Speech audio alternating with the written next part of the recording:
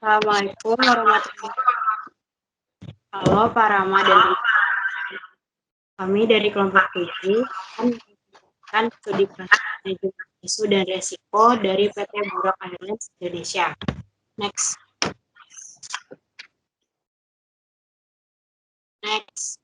Anggota kelompok 7 adalah terdiri dari Muhammad Paulo, absen 15, Anindya Nafisa, absen 25, Muhammad Adi Suryaman, absen 26, dan Irene Yudia, absen 30. Next.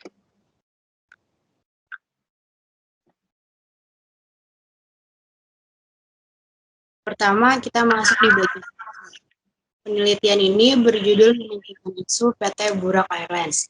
Tujuan penelitian ini adalah untuk mengetahui dan membahas bagaimana cara kerja PT Burak mengendalikan isu perusahaannya dan apa hasil dari cara kerja mereka memperbaiki isu. Metode yang digunakan adalah dengan metode penelitian kualitatif deskriptif. Pengumpulan data dilakukan dengan kajian pustaka berdasarkan berita dan artikel. Dan teknik analisis data yang digunakan adalah reduksi data, penyajian data, dan simpulan. PT Burak Airlines merupakan salah satu maskapai yang ada di Indonesia. Didirikan pada tahun 1970 dan telah mengabdi pada Indonesia hingga 35 tahun. Maskapai yang memiliki logo warna hijau ini pada awalnya dibuat untuk karyawan dan senior mereka yang ingin berkunjung, sehingga penerbangan tidak memiliki jadwal yang pasti. PT Burak juga memiliki beberapa anak perusahaan dan tender seperti Bali Air dan Burak Network. Next.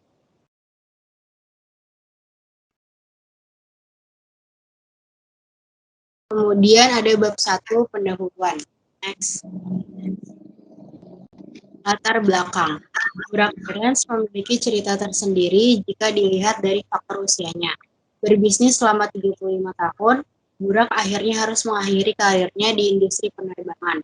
Nama Burak juga paling menjadi legenda di antara maskapai yang sudah gulung tikar. Maskapai tersebut pernah menjadi airline swasta yang diperhitungkan dengan on-time performance penerbangan domestik terbaik. Dan di saat akhir nasib berkata lain. Sumendak pada awalnya hanya berniat mendirikan maskapai penerbangan tak berjadwal atau penerbangan charter untuk memudahkan arus karyawan yang juga dimilikinya lewat PT Pordisa. Perusahaan kayu miliknya memang memiliki kebutuhan mengangkut pekerjaan ke kawasan pedalaman Kalimantan. Seiring berjalannya waktu, bisnis penerbangan Burak makin mengepakkan sayapnya. Nasib berbeda justru dialami perusahaan yang semula dikelola Sumendak, PT Pordisa. Perusahaan kayu ini terpaksa berhenti beroperasi dan gulung tikar. Kepak sayap Burak semakin membesar ditandai dengan langkah perusahaan yang mendirikan anak perusahaan Bager tahun 1972. Namun pada tahun 1996, nasib PT Burak mulai goyah setelah pendiri maskapai ini meninggal. Next.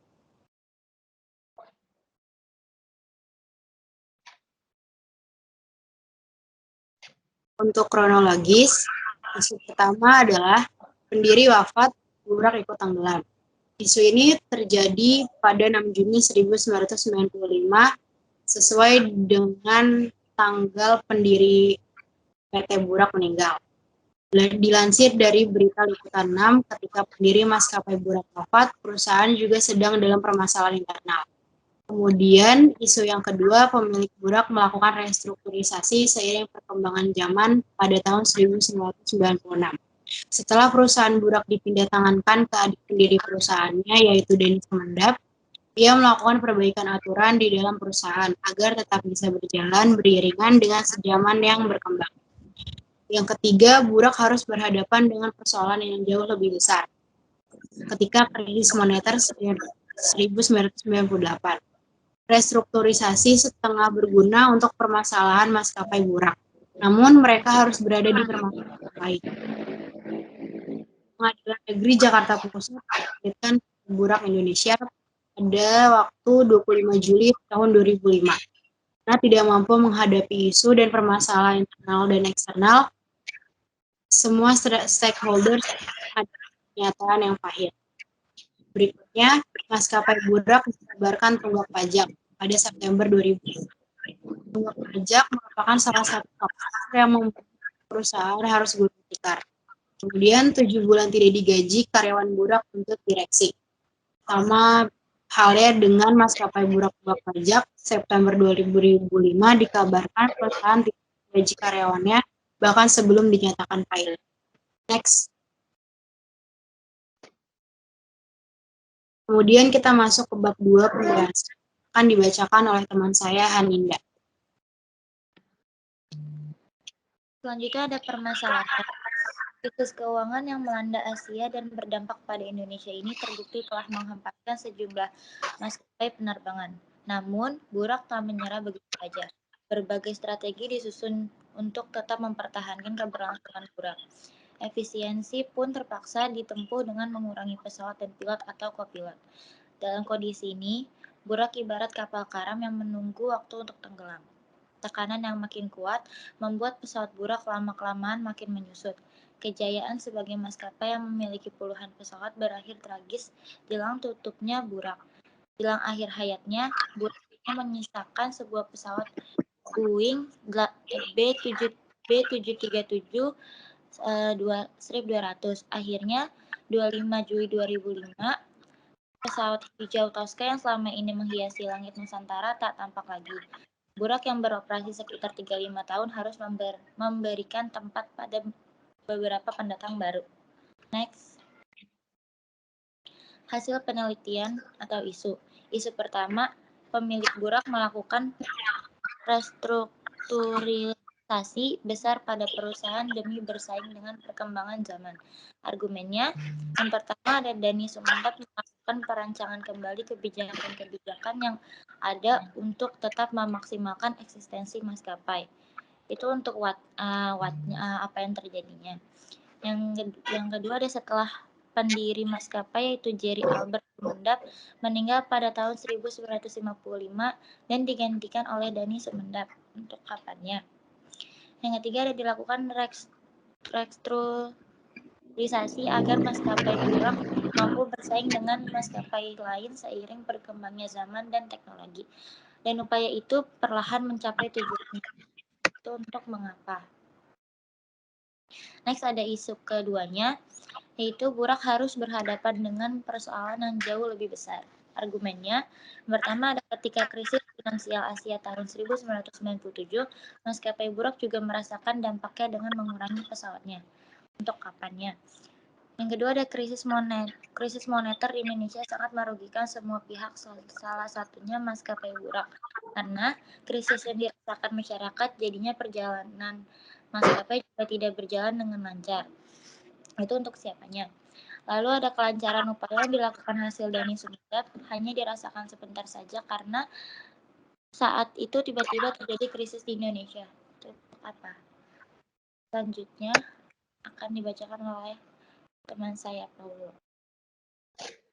Ya, untuk isu yang ketiga, 7 bulan tadi gaji, karyawan Burak Airlines tuntut direksi. Argumennya yang pertama, batas waktu penggajian karyawan adalah 30 September. Kalau tidak dipenuhi, kami akan menggugat secara perdata Burak Airlines karena telah melanggar UU nomor 13 tahun 2003, pasal 169 tentang ketenagakerjaan. Kata Henry seusai aksi keprihatinan karyawan Burak Airlines di kantor Burak Airlines di Jalan Warung Buncit Raya, Jakarta. Tepatnya ini untuk gimana? Yang kedua, Henry menjelaskan gaji karyawan akan dibayarkan melalui penjualan aset yang dimiliki keluarga Sumeneb sebagai pemilik Burak Airlines dan aset keluarga.